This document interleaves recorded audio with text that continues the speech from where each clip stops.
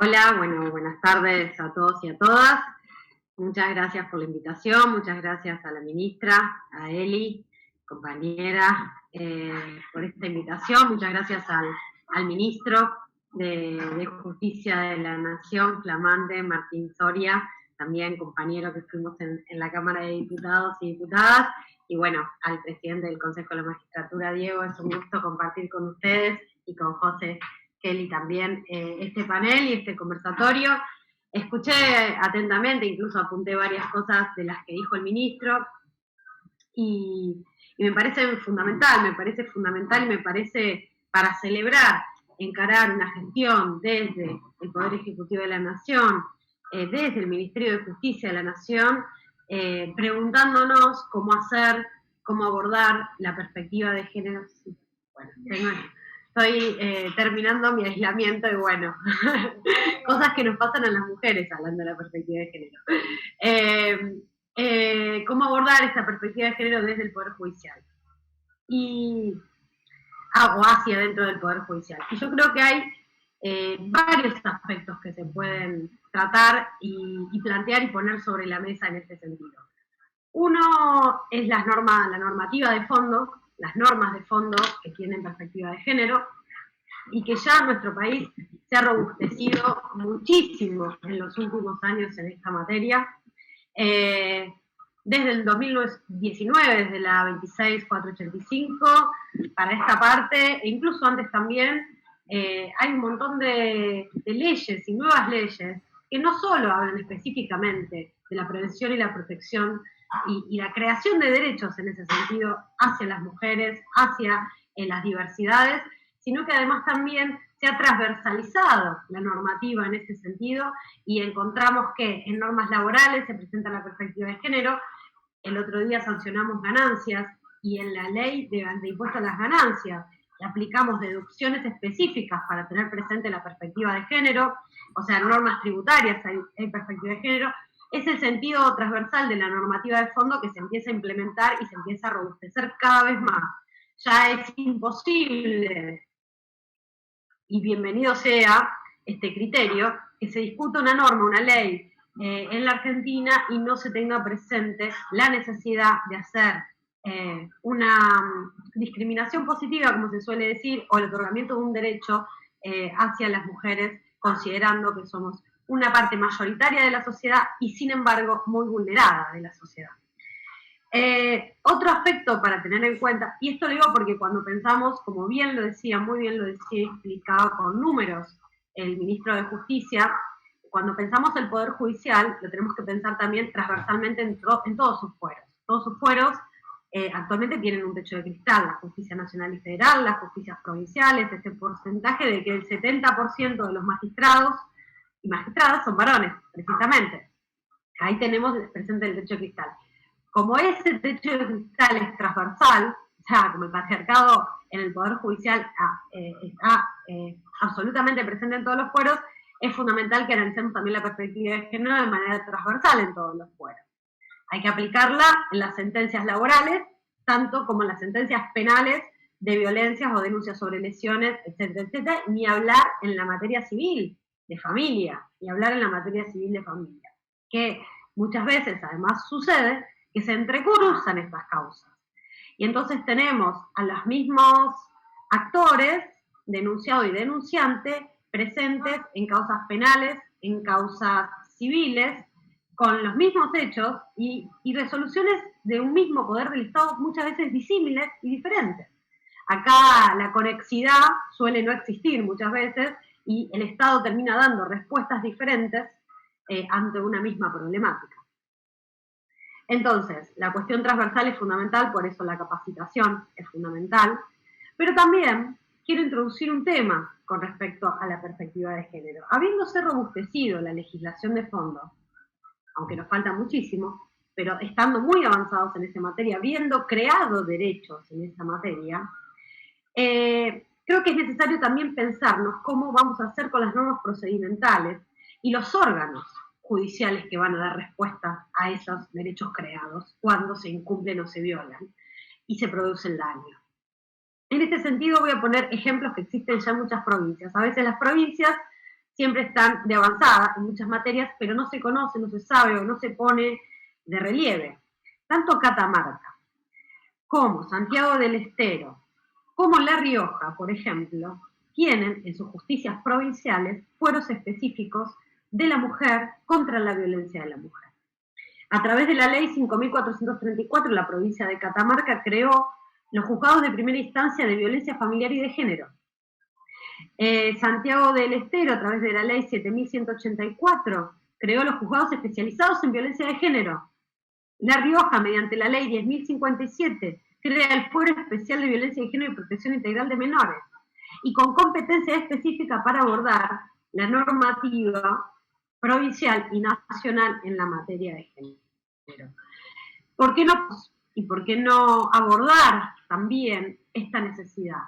Es importante la transversalización en materia de género, pero también es importante la especialización de este tema y que este fuero pueda constituirse también como un fuero de atracción cuando se producen estas diversidades de demandas, de juicios, y para hablar en criollo, las mujeres polulan, o sus letradas, o sus letrados, por muchos juzgados y por mucha burocracia, y tienen que explicar muchas veces lo mismo, y de repente se encuentran con que no saben dónde se les va a dar la efectiva respuesta que las protege.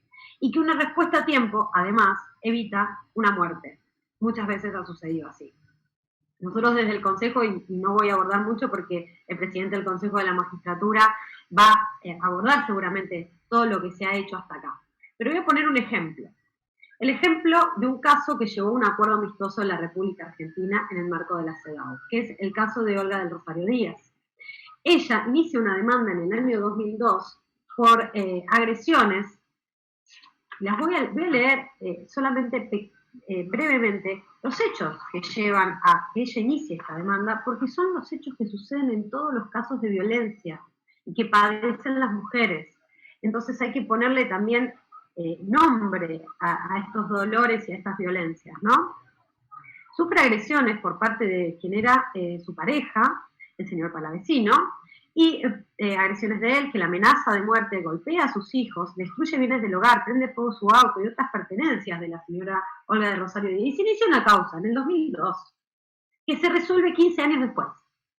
En el medio, como sabremos todos cómo son las relaciones atravesadas por las situaciones de violencia, hay idas y vueltas en esa relación. Hay la famosa luna de miel, se amigan, vuelve a suceder la violencia, vuelve a suceder la reconciliación, vuelve a suceder la violencia, etcétera. Y siempre la violencia va increciendo en esas relaciones. Al punto tal de que el agresor termina apuñalando a Olga del Rosario Díaz. Y ella sobrevive a ese hecho, y por eso se inicia una nueva denuncia que, bueno, finalmente termina siendo condenado este agresor a 20 años de prisión. Pero en paralelo de esa última denuncia estaba la originaria y tantas otras más que habían sucedido en 17 años de problemas y de violencias que atravesó Olga del Rosario Díaz. Y una causa se resolvió con el sobreseimiento y otra se resolvió con una condena de 20 años. ¿Cómo puede suceder eso?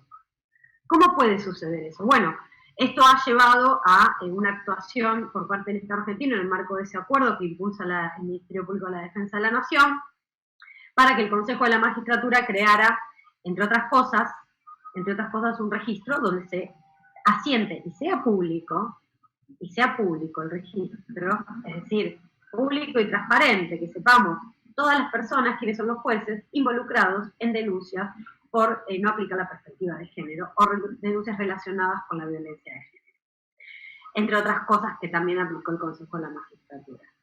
Y esto es importante, la publicidad. Es importante la publicidad, porque el Poder Judicial es un poder del Estado.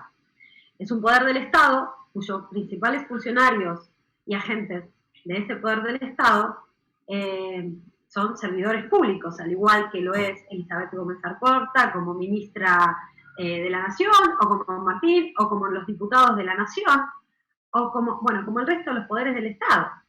Funcionarios públicos, no en el sentido de el funcionario en el rango escalafonario, funcionario en el sentido de la función de que ejerce y que representa al Estado. Bueno, esos funcionarios públicos no son públicos, no son conocidos. La gente no les conoce, yo no digo ni siquiera el nombre, el apellido, ni la cara, muchos menos sus ideas, sus pensamientos. No hay persona que no tenga pensamiento, tenga ideas o inclinaciones. Distinto es que esté prohibido afiliarse a un partido político. Eso es diferente. Pero tener ideas o ideas políticas es imposible no tenerlas, digamos. Sería una persona aséptica, no existe. Y tampoco su patrimonio y otras cuestiones. Entonces, el tema de la publicidad de los funcionarios públicos, que son los magistrados y magistradas y otros en el Poder Judicial, es fundamental. Es fundamental. Eso se puede abordar en distintas instancias, desde el Consejo de la Magistratura, en los procesos de selección, no solamente en la Comisión de Acuerdo del Senado, que es el ámbito de conocimiento público de los futuros magistrados y magistradas, debe hacerse previamente y debe hacerse también en el ejercicio de la función jurisdiccional, al momento de emitir una sentencia, al momento de pronunciarse sobre un tema. Los jueces deben explicar sus sentencias públicamente también. Eso es muy importante.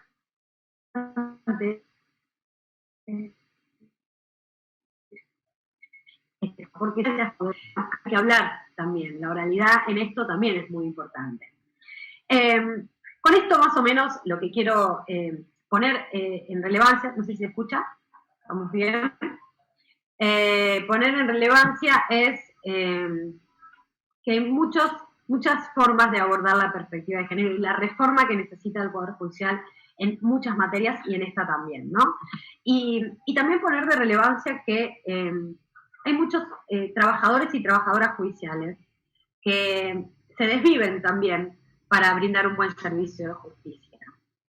Como hay muchos buenos magistrados y magistradas también, pero necesitamos que esos buenos magistrados y magistradas, que esos buenos trabajadores y trabajadoras, que salgan también a hablar sobre estos temas y salgan también a poner sobre la mesa los problemas que tiene el Poder Judicial, porque si no hay voces tampoco desde adentro que se diferencien, y lo voy a decir con nombre y apellido, de los Geminiani, por ejemplo, que se diferencien de los Geminiani, se tiende a pensar que todo es lo mismo. Y cuando se tiende a pensar que todo es lo mismo, suele perder más prestigio aún el Poder Judicial. Y yo creo que a una democracia no le hace bien tener uno de sus tres poderes del Estado desprestigiado. Esta es una discusión de la democracia, por eso siempre es un momento oportuno para discutir qué está pasando en el Poder Judicial. A veces nos dicen, no, ahora no hay que discutir el Poder Judicial porque es un año electoral, no, ayer no había que discutir el Poder Judicial porque era un año de pandemia, y antes de ayer va a haber otro motivo para no discutir el Poder Judicial. No, esa discusión es hoy, es urgente y lo pide la sociedad. Lo pide la sociedad en sus diversas variables. Cuando hablamos de que falta perspectiva de género en el Poder Judicial, es un enorme problema, pero cuando hablamos que el Poder Judicial también ejerce persecución política, es también otro enorme problema. Entonces, ese abordaje creo que debe hacerse de manera integral y de manera pronta, urgente, como decimos desde los movimientos de mujeres, es ahora y es con nosotras. Bueno, muchas gracias. Muchas gracias.